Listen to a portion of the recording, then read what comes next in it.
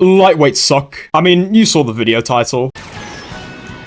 But what if, theoretically, they didn't?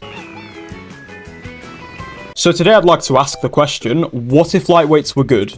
Or maybe more importantly, how could lightweights be good? Well, the answer to the how is actually very, very simple. Simply put, a stat increase. Pretty much just give them the Yoshi treatment. But before we take a deep dive into the stats, let's have a look at some of the viability that lightweights have had, because as is the case for heavyweights and middleweights, lightweights have actually also seen a good bit of use. This came in time trials from lightweights with max mini turbo, being Lemmy, Baby Rosalina, Baby Peach, and Baby Daisy. Obviously Lemmy being the only cool one. Thanks to this weight class having the max amount of mini turbo, that meant on tracks with a lack of big glider sections or boost panels, this weight class could really take advantage of its mini turbo, and pretty much altogether just have to ignore using its speed stats. And this was especially effective on some 150cc tracks, which would include tracks like Neo Bowser City, Super Bell Subway, and Music Park. Of course, when Yoshi got buffed in Wave 4, he just became outright better, having only a tiny bit less mini turbo, but just a whole lot more speed to make up for it, putting the baby character's time trial reign to an absolute end. So we've established that lightweights used to be very, very good in time trials, and even still see a little bit of viability in 200cc, but the one thing that keeps them apart from heavyweights and middleweights is the fact that they have never been good for online play. The only high division player that's crazy enough to play a lightweight online is Ace T-Man, so, you know,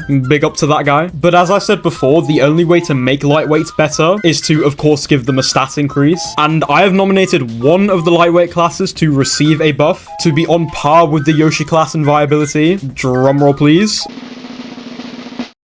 Ah, would you look at that? It's our good friend Toad. Disregarding my very obvious bias towards the Mushroom Man, looking at the stats, it does actually make a lot of sense why I want to buff this character class. Because if we're looking at the most important stats being speed and mini turbo, the only thing that's actually separating them is Toad just being a little bit slower, objectively making him worse, unfortunately. So all Toad actually needs to be on level terms with the meta is a slight speed increase, 0.5 to be exact. So in the most important stats in the game being speed and mini turbo, that pretty much puts these characters on the exact same playing ground. So to look for more pros and cons, we have to dive into the less important stats. And I mean, looking at them, Toad is just objectively better. Yoshi does have the advantage of being a little bit heavier and not getting pushed around as much, but Toad has better acceleration for recovery, better handling for vehicle control, and even better traction for the slippery tracks too. So in conclusion, if these changes were to go through, Yoshi would not be unviable by any means. He would still be a very good contender for the meta play,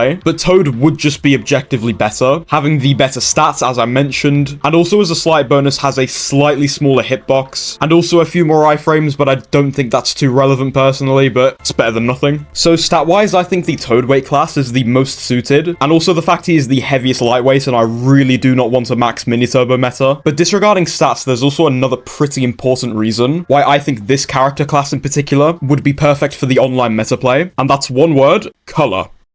Back in the days when Waluigi was probably the most hated man in Nintendo, one of the biggest complaints about him was that he caused such a lack of diversity in online lobbies. All you would see is a sea of purple. I can't really say I had a problem with this personally, but a lot of other people did, and Nintendo fixed that pretty nicely in Wave 4, making Yoshi and Birdo the best characters in the game, each having 9 different color variations, technically giving you 18 different characters to choose between, if you want to count each color variation as their own unique character, which made online lobbies actually a lot more colorful, which is probably one of my favorite things about the new meta. And one of the main reasons I picked Toad and Shy Guy as the best lightweights to receive a buff is mainly due to this reason. Of course, as we know, Shy Guy does have 9 color variations for you to choose from, but you might be wondering why I mentioned Toad, because that is not the case for him, unfortunately. But I think we should be asking, why doesn't Toad have any color variations? Because I don't know if I'm the only one who thinks this, but it's kind of mad to me that Toad doesn't have any color variations when Birdo, Yoshi, and Shy Guy do. I think considering the fact I had not seen any Birdo color variations before this game, and they went out of their way to add color variations for her when they were making her the best character in the game and giving her all the buffs to overtake Waluigi, I think the same could probably be done for Toad if Toad were to become the best character in the game, and it'd be way easier too, considering we've seen multiple Toad color variations in the past many times before. We even see them in the backgrounds of races and stuff. So if there were to be an imaginary Wave 6 patch to make Toad, Larry, and Shy Guy the best characters in the game, the changes would be giving them a speed buff to get them onto the level with Yoshi and Birdo, and also giving Toad color variations, just to make lobbies that little bit more colorful. Now time for the final question. Could this ever actually possibly happen?